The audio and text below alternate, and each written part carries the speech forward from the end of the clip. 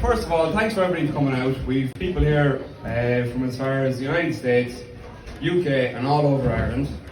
Mickey would have thoroughly enjoyed this celebration of his life, especially since he's had a free pint sitting out there for the last couple of hours. And, don't worry, I won't keep you away from the crack too long. If the old fella was sitting over there, he'd say to hurry the fuck on anyways. So I just have a few words prepared. Page one. So Mickey spent many of his school summer days here in and around Killashee and Clondraha, and he was very fond of the people, the idyllic scenery and the cool flowing pints of Heineken served here by the McPartlin family.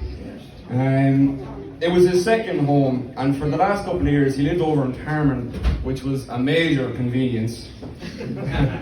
His love affair with the area began a long time ago, probably in the spring of 1974, when he had his first ever pint with his godfather on his first Holy Communion. or as the story goes. I'm not sure if it was Heineken, but I'm sure it was a bond that would be never broken.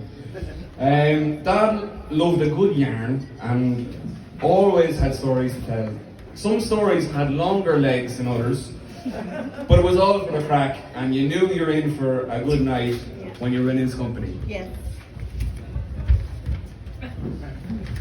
There's not many pages. Hold on now.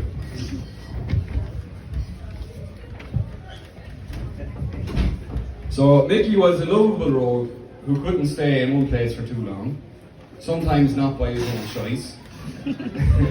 His sense of adventure took him to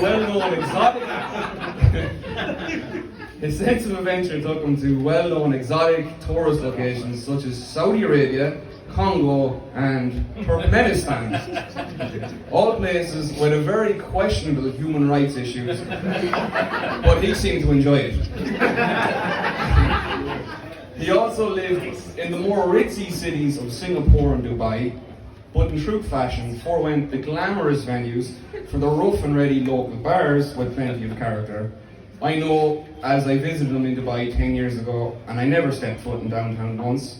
For all I know, Dubai is a sandy location filled with Pakistani hardware shops and back street bars where Arabs forgot where they were Muslim. And Mickey was in his element there. Joe McCann, I know you're here, and I know you're getting flashbacks of the Ajman Beach Club. His sense of adventure also led him to horse racing at the tender age of 35, which was his late found passion in life. He loved horses and the community that came along with the sport. Unfortunately, his newly found career was cut short one day when his horse fell mid-jump, crashing down from the fence. The horse must have not been too happy about the situation because it lashed out and kicked poor Mickey in the face, breaking his jaw. He was relegated to sipping his beloved Heineken through a straw for months. I remember this as a very grumpy period, and we were all very relieved when the braces and wires finally come off. He loved a good wind-up and was always up for the crack, especially after quenching his thirst after 7 or 8 pints. And as many people here can attest to, there was rarely a limit to what could be said. I guess he's up there now with all his family and friends who passed before us, pulling the piss and pressing buttons.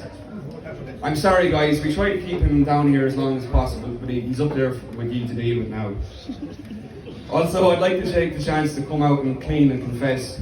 It was me who shaved his eyebrows off while we were on a skiing holiday in 2007. After he didn't answer the phone for 10 hours while out in a session with his new skiing buddies, But again, true to form, he took it on the chin and never asked what happened. I have a vague memory of him staring into a window or into a mirror the next morning, very puzzled. Maybe he thought it was the skiing group he went on the beer with.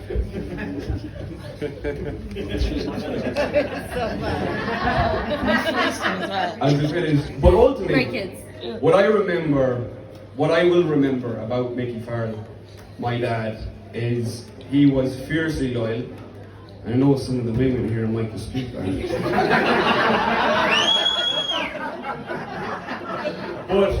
but he always had your back, even when the chips were down. A man of great energy who lived his life his way. He always had a wise word to say when you wanted to confide your problems or discuss life's mysteries.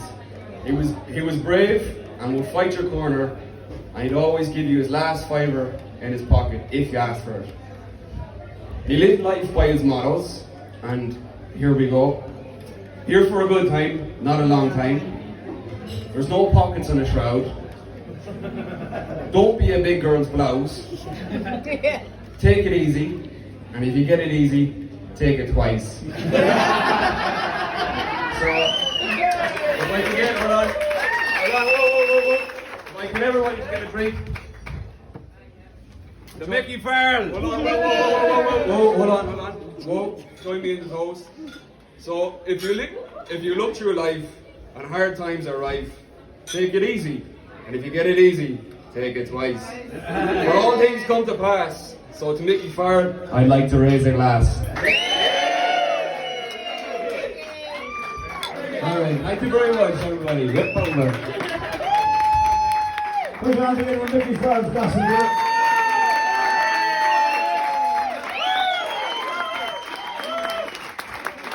1, 2.